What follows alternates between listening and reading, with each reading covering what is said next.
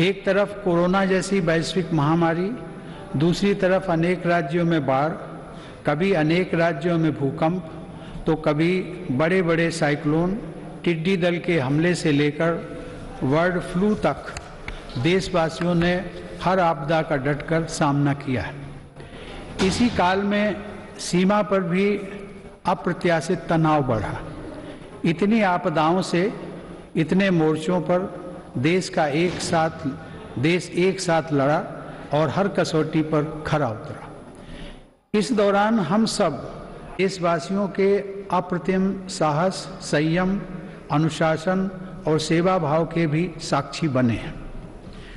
महामारी के खिलाफ इस लड़ाई में हमने अनेक देशवासियों को असमय खोया भी है। हम सभी के प्रिय और पूर्ववर्ती राष्ट्रपति प्रणब मुखर्जी का निधन भी कोरोना काल में हुआ। संसद के 6 सदस्य भी कोरोना की वजह से असमय हमें छोड़कर चले गए। मैं सभी के प्रति अपनी विनम्र श्रद्धांजलि अर्पित करता हूँ।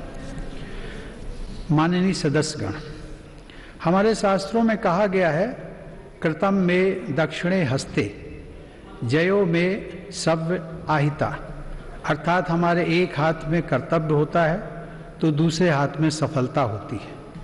कोरोना महामारी के इस समय में जब दुनिया का प्रत्येक व्यक्ति, हर देश इससे प्रभावित हुआ, आज भारत एक नए सामर्थ्य के साथ दुनिया के सामने उभर कर आया है।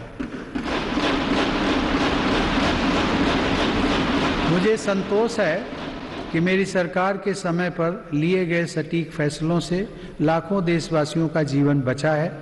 आज देश में कोरोना के नए मरीजों की संख्या भी तेजी से घट रही है और जो संक्रमण से ठीक हो चुके हैं उनकी संख्या भी बहुत अधिक है।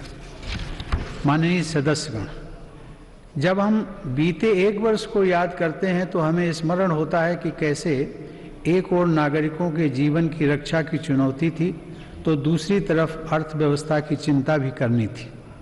अर्थव्यवस्था को संभालने के लिए रिकॉर्ड आर्थिक पैकेज की घोषणा के साथ ही मेरी सरकार ने इस बात का भी ध्यान रखा कि किसी गरीब को भूखा न रहना पड़े।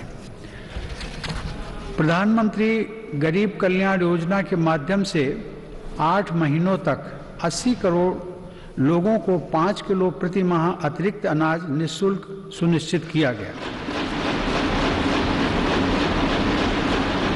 सरकार ने प्रवासी श्रमिकों, कामगारों और अपने घर से दूर रहने वाले लोगों की भी चिंता की।